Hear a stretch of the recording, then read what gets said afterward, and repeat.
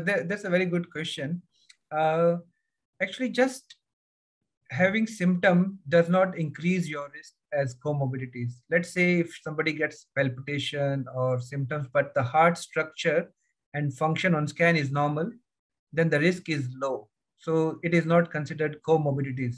So when we say comorbidities, is patient who have previous heart attack and the heart is weak. That means heart contraction is poor, or they have previous heart failure.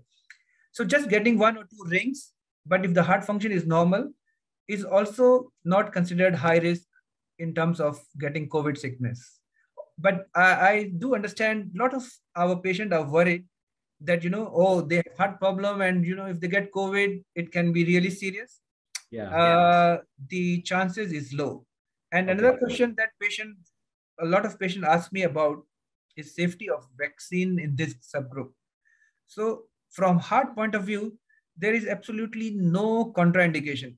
I have patients even with really weak heart who actually have a heart function of only 10% left can still go for vaccine, because this is the subgroup we have to save from Omicron or Delta variant so that they don't get infection.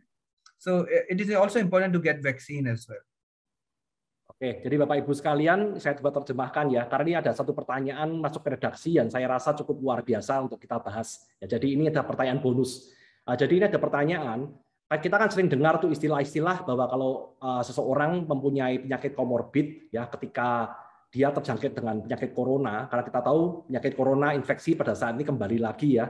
Jadi apakah yang dimaksud dengan penyakit komorbid ini ya dari Dr. Davinder sebagai seorang ahli jantung, sisi pandangnya yang disebut penyakit komorbid jantung itu apa sih? Apakah deg-degan itu termasuk penyakit komorbid jantung? Ataukah apa sumbatan, atau kita pernah operasi jantung, atau pernah pasang ring atau bypass, apakah itu termasuk komorbid? Oke, jadi gini penjelasan dari Dr. Davinder. Menurut Dr. Davinder adalah tidak semua hal gejala di penyakit jantung itu termasuk komorbid ya. Jadi biasa yang dikategorikan sebagai komorbid itu adalah sebuah kondisi jantung di mana jantung kita tuh pernah mengalami serangan jantung ya, sehingga fungsinya melemah ya, atau kalau tidak pernah serangan jantung ya mungkin ada gejala-gejala yang lain sekalipun itu bukan termasuk dalam kategori komorbid ya. Jadi kita harus perhatikan di sini dulu. Jadi kalau memang kita tidak dalam keadaan kita mungkin pernah terserang kita nggak perlu terlalu khawatir, karena memang kemungkinan kita untuk diperburuk kondisi kita, infeksi kita gara-gara jantung itu cukup rendah. Jadi memang infeksi yang keras itu yang dari infeksinya corona ini, bukan dari kondisi jantungnya. Oke, dan tadi Dr. Davinder menjelaskan masalah tentang vaksin ya. Jadi pentingnya vaksin untuk seseorang ya. Jadi walaupun kita tuh sudah kena serangan jantung sekalipun atau pernah pasang ring sekalipun, tetap disarankan untuk bisa melakukan vaksinasi ya, karena sampai ketika fungsi jantung kita tinggal 10% sekalipun, ya kita tetap dianjurkan untuk vaksin, karena efek vaksin ini sangat bagus untuk kita bisa menghindari istilahnya penyakit yang serius akibat infeksi penyakit corona ini.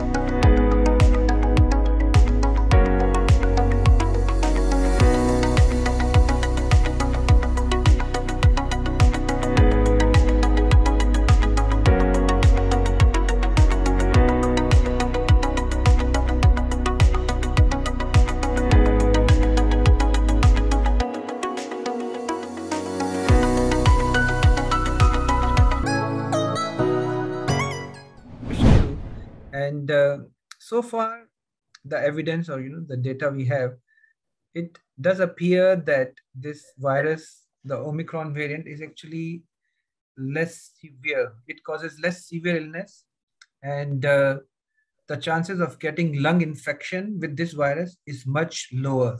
So the reason a lot of patients died from previous variants, especially Delta, was because of involvement of the lungs. And if you have previous comorbidities like heart problem or obesity, diabetes, the chances was higher. So far, the data shows that Omicron is less severe. Chances of dying from this compared to other variants is much lower, even if you have comorbidities.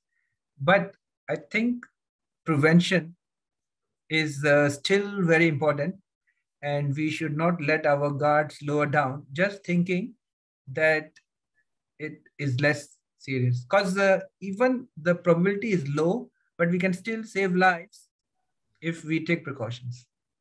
Oke, bagus sekali Bapak Ibu sekalian. Jadi ini ada pertanyaan juga, kan kita tahu ya di beberapa surat kabar atau bahkan ahli mengatakan bahwa Omikron ini lebih tidak berbahaya dibandingkan Delta atau varian-varian yang lain. Maka tadi ditanyakan ke Dr. Davinder, ini sebenarnya Omikron ini efeknya gimana sih sama orang yang ada komorbid ya? Kalau kita mungkin ada komorbid penyakit diabetes atau pernah kena serangan jantung sebelumnya.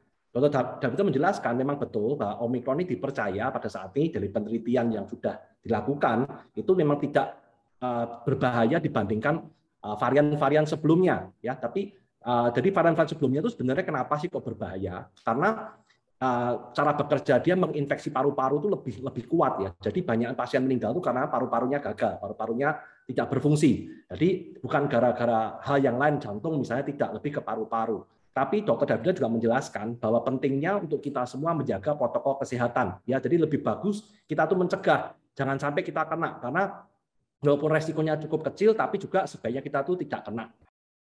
Jangan lupa like dan subscribe.